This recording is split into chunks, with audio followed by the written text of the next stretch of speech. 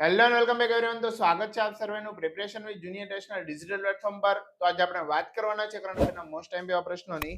અને જો આપ અમારી ચેનલ પર પ્રથમવાર હો તો ચેનલ સબસ્ક્રાઇબ કરવાનું ના ભૂલતા, સાથે બેલ આઇકન પર પ્રેસ કરી દેજો જેથી આવનારા તમામ વિડીયોની અપડેટ આપ સુધી પહોંચતી રહે। ને હજુ સુધી તમે અમારી ટેલિગ્રામ ચેનલ તેમજ વોટ્સએપ ચેનલમાં જોઈન થયેલા ના હોવ તો નીચે ડિસ્ક્રિપ્શન બોક્સમાં તેની લિંક આપેલી છે, તો ત્યાં જઈને તમે જોઈન કરી શકો છો। તો શરૂ કરીએ કરંટ અફેરના મોસ્ટ ટાઈમ એવા પ્રશ્નો। પ્રશ્ન નંબર 1, વિશ્વના સૌથી નાના ફેંગ દેડકાની પ્રજાતિ ક્યાંથી મળી આવી છે? તો આપણો સાચો જવાબ છે ઓપ્શન એ, મલેશિયા। પ્રશ્ન નંબર 2, ગુજરાતની રાજધાની ગાંધીનગરમાં સ્વર્ણિમ ગુજરાત સ્પોર્ટ યુનિવર્સિટીની સ્થાપના ક્યારે થઈ હતી? તો આપણો સાચો જવાબ છે ઓપ્શન ડી, 2009। પ્રશ્ન નંબર 3, નીચેનામાંથી ગુજરાતમાં મેંગ્રોવ ધરાવતા જિલ્લામાં કોનો સમાવેશ થતો નથી? તો આપણો સાચો જવાબ છે ઓપ્શન એ, ભાવનગર। પ્રશ્ન નંબર 4, મહિલા ટેસ્ટ ક્રિકેટના ઇતિહાસમાં પ્રથમ વખત ડાયમંડ ડક પર આઉટ થનાર ઓપનર ફોબે લિચફિલ્ડ નીચેનામાંથી કયા દેશના છે? તો આપણો સાચો જવાબ છે ઓપ્શન એ, ઓસ્ટ્રેલિયા। પ્રશ્ન નંબર 5, લેટ બ્લાઇટ નામનો રોગ કયા પાકમાં જોવા મળે છે?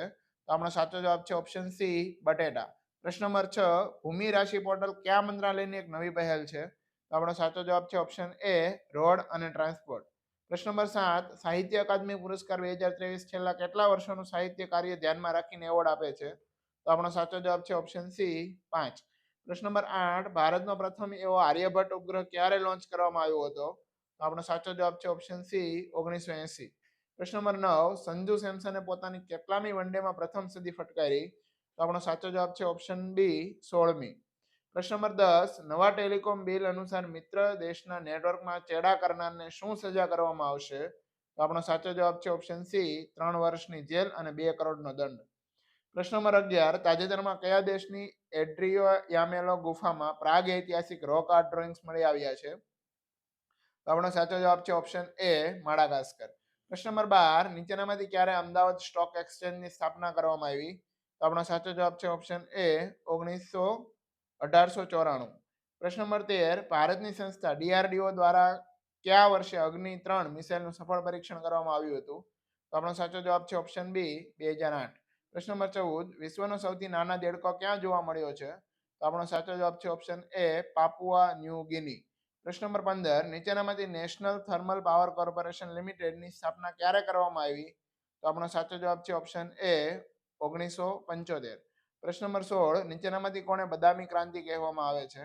તો આપણો સાચો જવાબ છે ઓપ્શન બી, મસાલા ઉત્પાદન। પ્રશ્ન નંબર 17, ગુજરાતમાં કઈ જગ્યાએ પ્રાદેશિક કપાસ સંશોધન કેન્દ્ર આવેલું છે? તો આપણો સાચો જવાબ છે ઓપ્શન એ, ભરૂચ। પ્રશ્ન નંબર 18, નીચેનામાંથી પક્ષીઓ માટે જામનગરમાં આવેલ ખીજડીયા અભયારણ્યની સ્થાપના કયા વર્ષે કરવામાં આવી? તો આપણો સાચો જવાબ છે ઓપ્શન બી, 1988। પ્રશ્ન નંબર 19, નીચેનામાંથી નાગેશ્વર કયા જિલ્લામાં આવેલું છે? તો આપણો સાચો જવાબ છે ઓપ્શન બી, દેવભૂમિ દ્વારકા। પ્રશ્ન નંબર 20, દર 18 વર્ષે ભરાતો મેળો કયા નામે ઓળખાય છે? તો આપણો સાચો જવાબ છે ઓપ્શન એ, ભાડભૂતનો મેળો।